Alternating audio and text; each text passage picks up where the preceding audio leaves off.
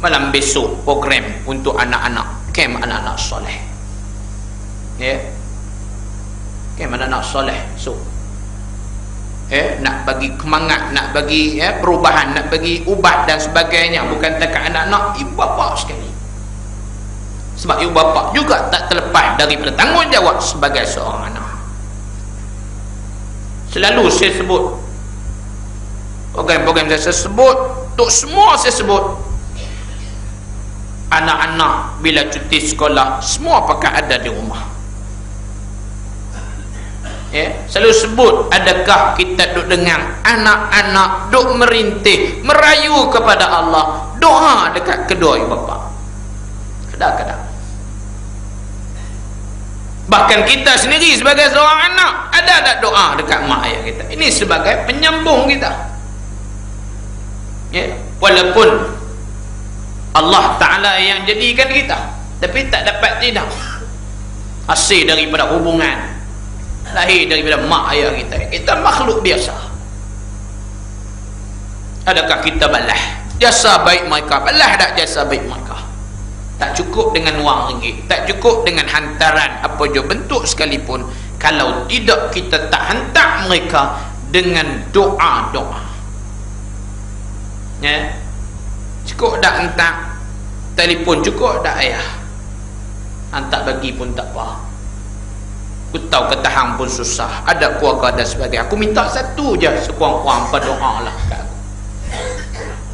Yang kita nak bentuk hari ni, nak bina hari ni, sekolah semua ustaz pakai buat sekolah dan sebagainya, nak lahir generasi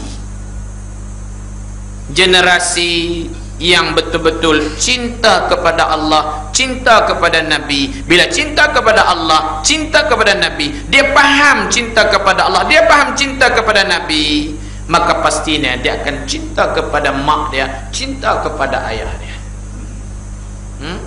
Ni yang penting, cinta kepada Allah, cinta kepada Nabi.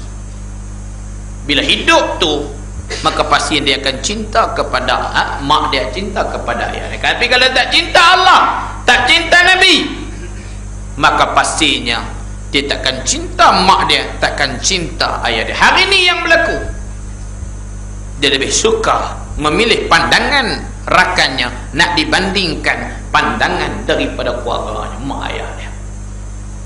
Itu kita nak lentok daripada awal, pada umur 4 tahun, 5 tahun, 6 tahun, 7 tahun dan seterusnya, terus bangkit cinta kepada Allah, bangkit cinta kepada Nabi, bangkit cinta pada mak, bangkit cinta pada ayah dia. Bila cinta ni berlaku, maka pasti dia akan cinta segala-galanya.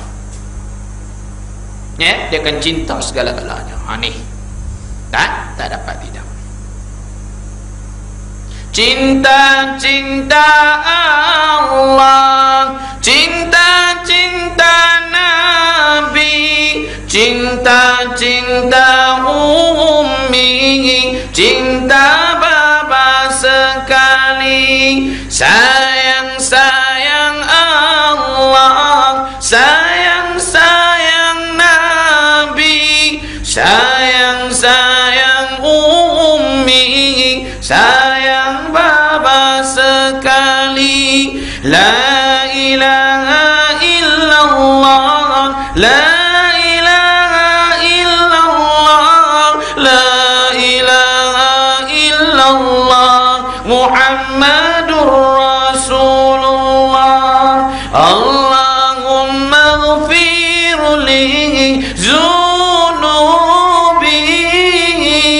wali walidayya warhamhuma kama rabbayani saghira, kama rabbayani saghira.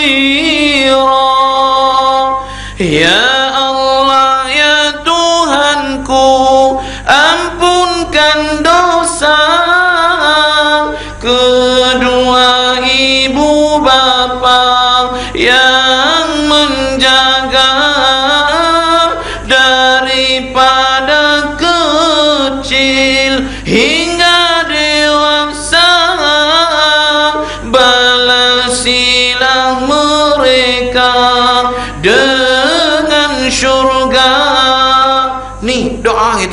berdoa dah kat mak ayah kita. Apatah lagi mereka mengharapkan kita selama mana mereka dah berada di alam barzah. Tak boleh dah buat apa dah. Duduk di alam barzah tak boleh nak buat apa dah. Harap anak-anak, ayo anak-anak bangun, bangkit, berdoa kepada ibu bapa yang jaga kita besar jabu jari sampai kita jadi besar, jaga kita, mendidik kita, bagi kita segala benda. Akhirnya kita jadi hebat. Bila jadi hebat, sehari semalam kita doa dak kat mak ayah kita. Senang nak dia nak derhaka. Bila mana sehari semalam satu pun dia tidak pernah mendoakan kepada kedua bapa.